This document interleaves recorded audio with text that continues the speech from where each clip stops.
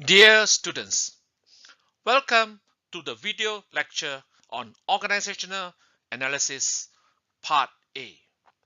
Part A is divided into two sessions. Please watch session 1 before session 2.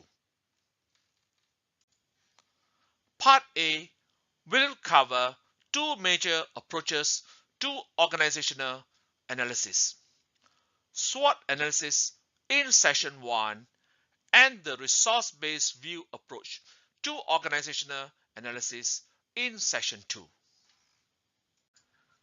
In previous lessons, we have explored the factors affecting the macro environment and the industry. In this lesson, we are looking at the internal factors that affect the organization.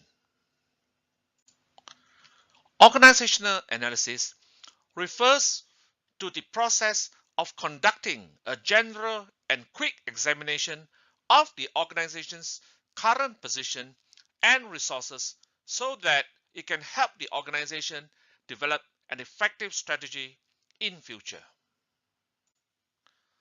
In organizational analysis, we look within the organization itself to identify critical strengths and weaknesses that are likely to determine whether the organization will be able to take advantage of opportunities while avoiding threats.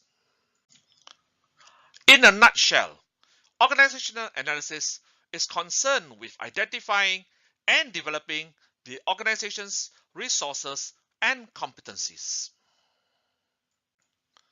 SWOT analysis is a popular framework for identifying and analyzing the internal and external factors that can have an impact on the viability of the organization, product, or project. SWOT is an acronym for strengths, weaknesses, opportunities, and threats. In devising a SWOT analysis, there are several factors that will enhance the quality of the analysis. 1. Keep it brief. Pages of analysis are usually not necessary. 2.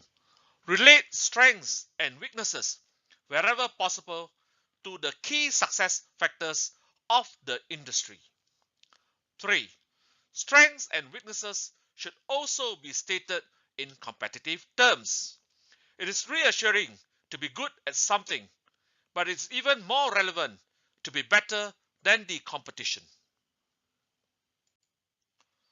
4. The statements should be specific. There is little point in stating ideas that everyone believes in. 5. The analysis should distinguish between where the organization wishes to be and where it is now. The gap should be realistic. 6. Be realistic about the strengths and weaknesses of your own organization when compared to the competition. In SWOT analysis, we must avoid the error of providing a long list of points but with little logic, argument, and evidence. A short list with each point well argued is more likely to be convincing to the listener. Now, we shall explore these 4 factors. Strengths and weaknesses are considered internal factors, meaning the organization can control these factors. On the other hand, opportunities and threats are considered external factors, meaning the organization has little control over these factors. For the internal factors, strengths are internal attributes and resources that support a successful outcome. Weaknesses, on the other hand, are internal attributes and resources that work against a successful outcome. For the external factors, opportunities are external factors that the organization can capitalize on or use to its advantage. On the other hand, threats are external factors that could jeopardize the survival of the organization. The following are some examples of strengths that will support a successful outcome. Good brand image, well-known name, good reputation, cost advantage in production, high market share, confidence in the market, customer loyalty or repeat business, and more advanced technology and R&D. Here are some examples of weaknesses that will work against a successful outcome. Ineffective production, falling profit, falling sales, declining age of the life cycle of a product, poor reputation, lack of innovation and change, lack of adequate capital or having some financial problems, customers losing confidence, increasing complaints on the business, and poor management. This list provides some examples of opportunities that the organization can capitalize on or use to its advantage. Possible development of new products, expansion into new markets, development of a global brand, joint development with other companies, possible growing demand for a product in the market, possible government policies encouraging the growth of the business and its products, and finally, new sources of profit or income. Let's round up our discussion of SWOT analysis by looking at some examples of threats. Here are some examples of threats.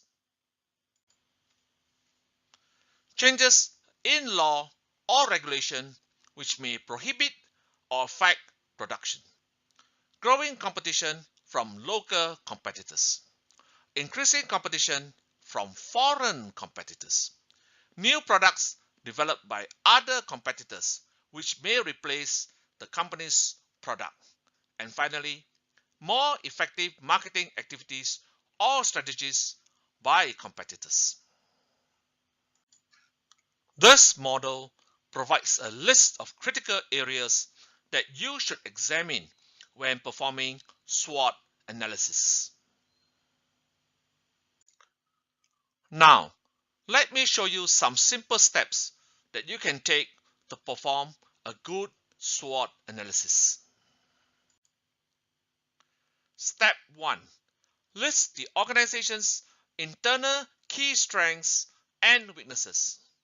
Step 2. Identify the external opportunities and threats. Step 3. Use the organization's internal strengths to take advantage of the external opportunities. Step 4. Use the organization's internal strengths to minimize the external threats. Step 5. Improve the organization's weaknesses by taking advantage of external opportunities. And step 6. Work to eliminate internal weaknesses to avoid the external threats. Be specific when identifying a factor as a strength or a weakness.